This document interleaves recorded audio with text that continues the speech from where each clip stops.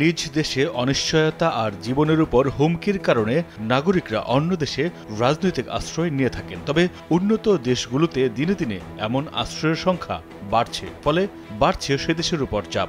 বৈশ্বিক মন্দার কারণেই সেসব দেশ আর বাড়তি চাপ নিতে চাইছে না, যার মধ্যে উল্লেখযোগ্য যুক্তরাজ্য, যুক্তরাষ্ট্র।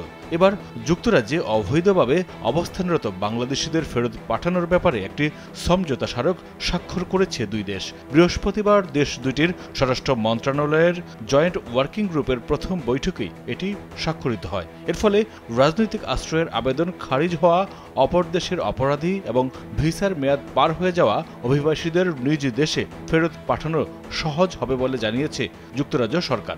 ব্রিটেনের প্রভাবশালী সংবাদপত্র দ্য টেলিগ্রাফের প্রতিবেদনে বলা হয়েছে, গত বছরের মার্চ মাস থেকে চলতি বছরের মার্চ মাস পর্যন্ত 11,000 বাংলাদেশি ব্রিটেনের রাজনৈতিক আশ্রয়ের আবেদন করেছেন। প্রতিবেদনে বলা হয়েছে, গত এক বছরে 11,000 বাংলাদেশি ব্রিটেনে এসেছেন ছাত্র, কর্মী কিংবা ভ্রমণ ভিসা নিয়ে। এরপর তারা রাজনৈতিক আশ্রয়ের আবেদন করে ব্রিটেনে স্থায়ীভাবে বসবাসের চেষ্টা করছে।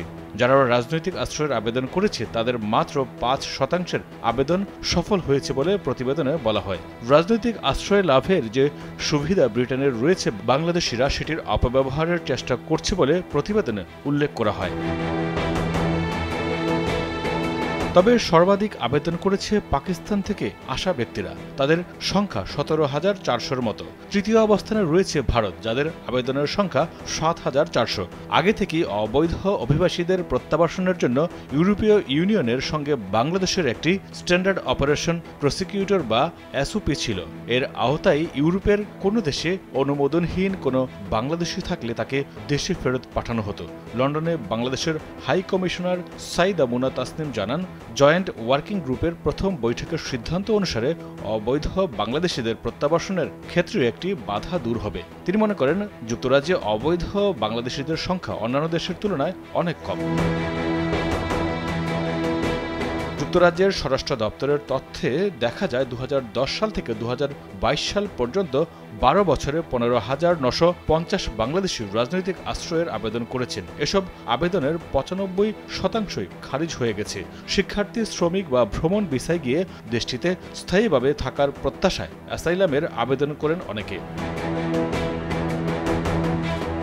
যুক্তরাজ্যে বাংলাদেশ থেকে যাওয়া অভিবাসীদের আইনি সহায়তা দিয়ে আসছে senior court of England and ওয়েলসের সলিসিটর আব্দুর রাকিব। তিনি জানান, নিজ দেশে জীবনের ঝুঁকি আছে এটি প্রমাণ করতে না পারলে রাজনৈতিক আশ্রয় পাওয়ার সুযোগ থাকে না। যুক্তরাজ্য সরকারের এক পরিসংখ্যানে দেখা যায় যে 2022 সালে দেশটিতে 7,45,000 মানুষ অভিবাসন গ্রহণ করেছে, যেটি যুক্তরাজ্যের অভিবাসন ইতিহাসে সর্বোচ্চ।